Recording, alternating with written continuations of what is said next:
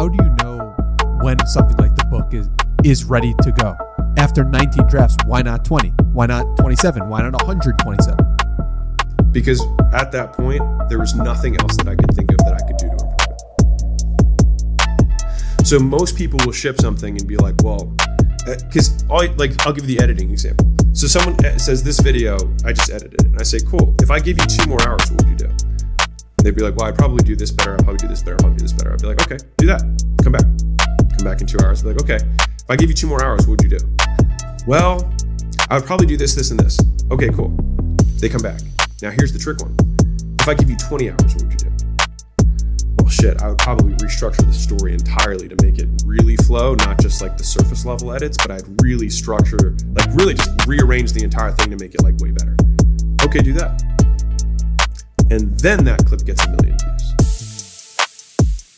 And so it's like, there's duct tape and there's lipstick that you can put on stuff, but like, why go from version 18 to version 19, right? Because probably version 18, given the audience I've had, would probably still be awesome, right?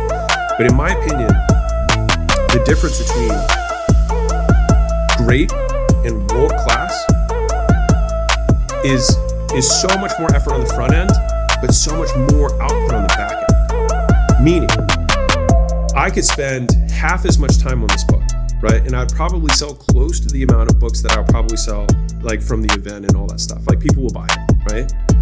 But it's the second wave that won't happen.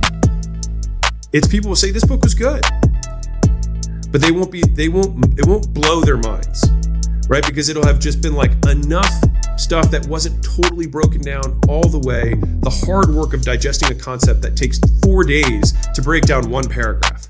Like my team laughed about this. Actually, my CEO of Gym Launch, I sent him. There's 1 page in the book that's special. I'll just leave it at that. All right, and I sent him a draft of that page, and I read it to him out loud. And offhandedly, I was like, "Yeah, I've spent the last 20 hours on this for the last 2 days on this 1 page." And he didn't say anything about it, but he then made a clip about that because to me that's how long it took me to write every page. If you do the math, like I spent 10 hours basically on every single page in the book. And so for him, he was like, "Thank you for resetting my minimum standard." And so a lot of times, I think if you looked at the book and what it'll probably do afterwards, it seems significantly. And Michelangelo used to say, my buddy Michelangelo, he said, if people saw how much work I put into my art, they wouldn't think it's as exceptional as it is.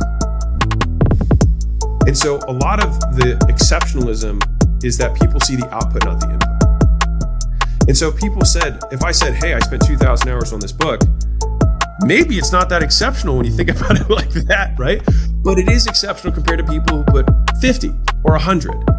And so if I put 20 times the work into a book and it becomes 3 times better than other books, my output to input ratio on the front end is way worse than theirs. But I would rather spend 2 years building an exceptional product and then let all the customers of that book spend the rest of their lives promoting it for me, than spend 2 months making a decent book and then have to spend the rest of my life promoting it because no one else wants to do it for me.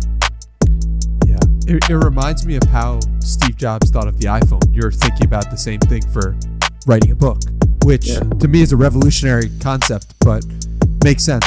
Another thing that I love about what you discuss is like how